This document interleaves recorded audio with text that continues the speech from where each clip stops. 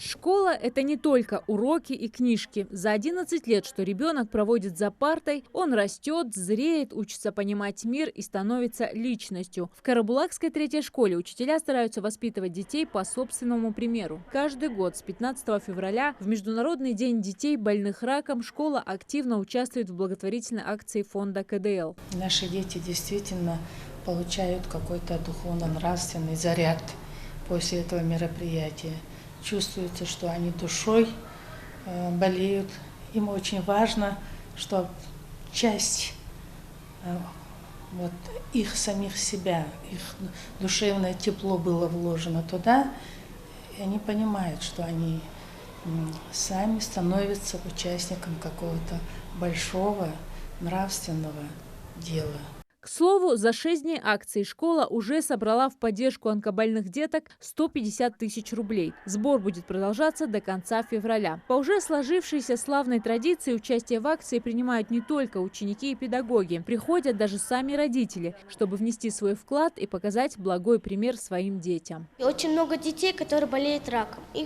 Им нуждается помощь. Мы хотим им пожелать здоровья, счастья, и чтобы они больше не болели. У нас в Ингушетии есть много детей с онкологическими заболеваниями, и у них всегда есть острая нужда в медикаментах или же необходима социальная помощь семьям больных детей.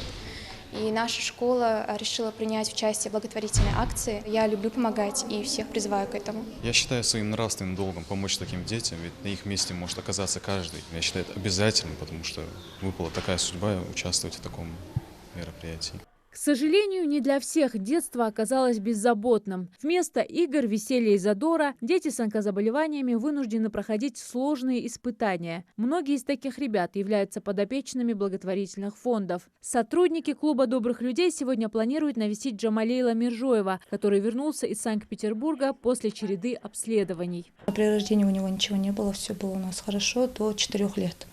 В 4 года летом в июне-июле месяце обнаружили просто лимфоузлы у него на шее и стали обследоваться. Сказали, что может быть из-за каких-то вирусов, из-за инфекций, сдавали анализы, все такое. И на крайний случай уже поехали в Грозный. В Грозном нам взяли биопсию, сказали, что у нас лимфома Ходжкина, направили в Ростов. В Ростов поехали, там тоже у нас опять взяли биопсию и назначили химиотерапию. Химиотерапию назначили 4 курса. После 4 курсов лучевую. И все это мы прошли. Это было в 2018 году до 2019 года. Он вошел в ремиссию, как говорили врачи, и нас уже отпустили домой. Но в 2019 году снова пошло обострение болезни, снова химия и иммунотерапии. А в 2021 году мальчик перенес операцию по пересадке стволовых клеток костного мозга. Сейчас Джамалейл в ремиссии, но под постоянным наблюдением врачей. Мальчику 9 лет, он хоть и немногословен, но зато храбро противостоит своему недугу. Чем ты любишь заниматься вообще в свободное время? Есть какие-то у тебя развлечения? Телефон. В игры играешь, да?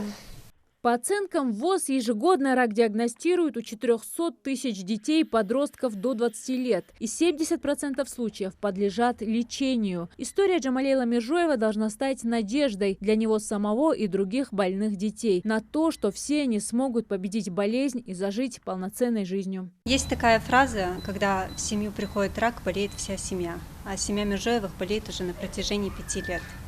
Первый раз они обратились к нам за помощью в 2018 году.